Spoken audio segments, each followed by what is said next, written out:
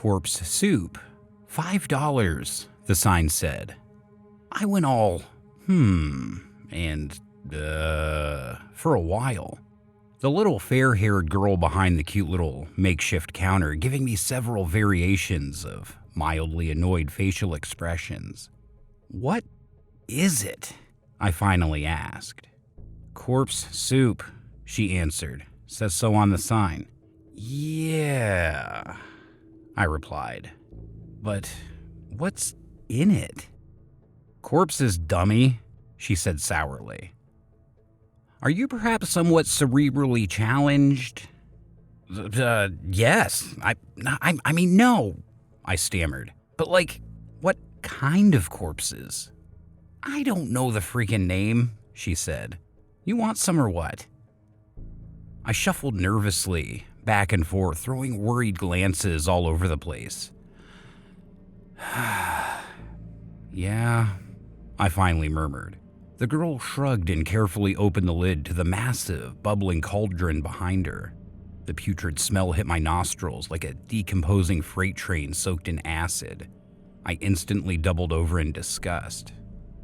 Here you go, she chuckled heartily, handing me a crudely carved wooden bowl. Don't let the smell fool you. It's delicious. Really nutritious, too. I nodded vigorously. Sure, thanks, I said. There was no spoon, or spork even, so I had no choice but to awkwardly sip the foul, lumpy liquid from the edge of the bowl, an action that took me far longer to accomplish than I'd like to admit. You some kind of sissy? The girl queried. What? I answered. You can't face it, can you? She replied. I'm not sure I follow, I answered. Reality, the girl whispered ominously. You can't face reality, can you? The makeshift counter started vibrating violently, and within seconds I could have sworn it somehow morphed and became one with the increasingly blurry frame of the girl.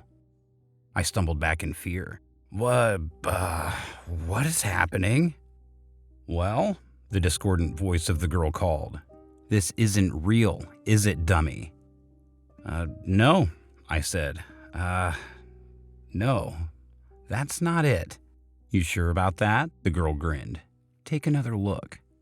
My eyes felt like they were grinding against my skull. Ocular muscles stretched and torn as I forced my gaze down to my hands.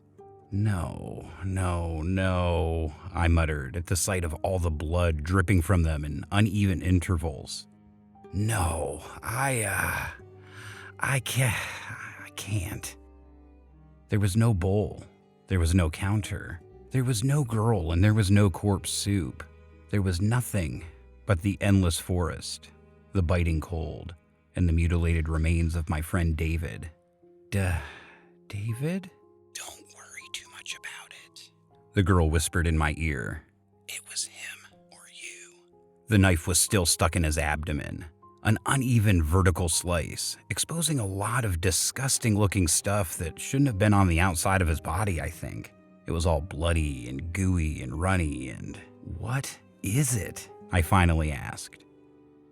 Corpse soup, the fair-haired little girl behind the cute little makeshift counter answered.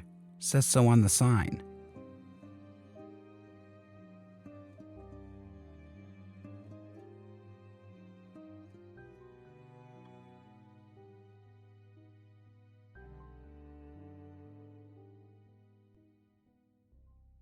I heard them all.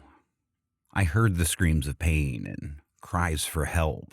I heard them mostly during nighttime, when the moon is up and darkness surrounds my little house on the farm. I also heard them during the daylight, though more seldom.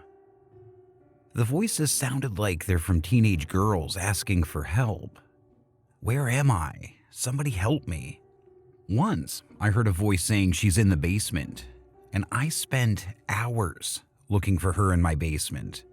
Of course, she's not there.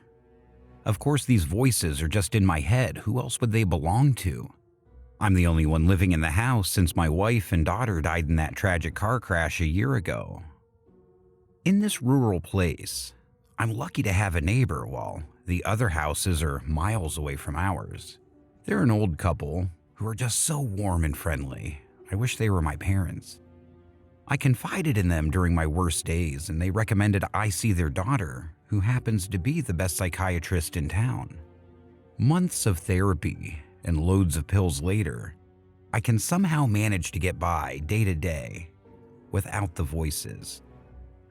My psychiatrist also tells me that the voices I'm hearing are manifestations of guilt to something that isn't my fault. I couldn't save my own daughter from dying, and it's important to accept that. I thought I was getting better until the incident that happened one night. I heard a plea for help, but this time loud enough that I am sure it came from my back door. I hurried towards the door and saw one of the most horrific things I have ever seen. A teenage girl with a pale and thin face, a body dressed in a white evening gown, pleading for my help. I ran to my bedroom as quickly as I could. I waited for myself to calm down until I realized that she might be real. I headed back, but I didn't see anyone anymore. I searched and searched, but all in vain. That was when I decided to turn myself into 24/7 psychiatric care. It's been 2 weeks, and I think I'm back on my feet again. I have to move on, and possibly even move to a new place. I love my wife and my daughter, but I want to remember my most cherished memories of them, not the last tragic ones that I didn't even see. Armed with new hope and a plan, I went back to my house. The first thing I noticed were the police cars by my neighbor's house. I asked a police officer afterwards. 12 bodies of teenage girls were found buried in their backyard, brutally tortured and held captive by my neighbors for weeks. One by one, I fell unconscious, but I would never forget that officer's last words to me, and I quote, "I'm surprised that you haven't seen or heard anything."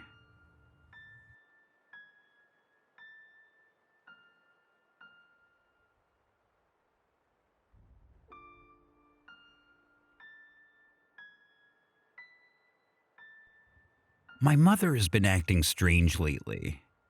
She's no longer been her bright, cheery self. She sits in her chair, crouched in a fetal position. If she's ever walking, she's pacing slowly and shifting her weight from side to side. My dad, my sister, and I have been trying to help her get better, but nothing seems to help. We've been trying to get her to talk about what she's feeling, and all she says is she's dead. She never means dead inside, but literally dead. She's asking us how we don't know that. We keep telling her that she isn't dead, and that she's right here, and she keeps denying this. Mother has been making weird demands.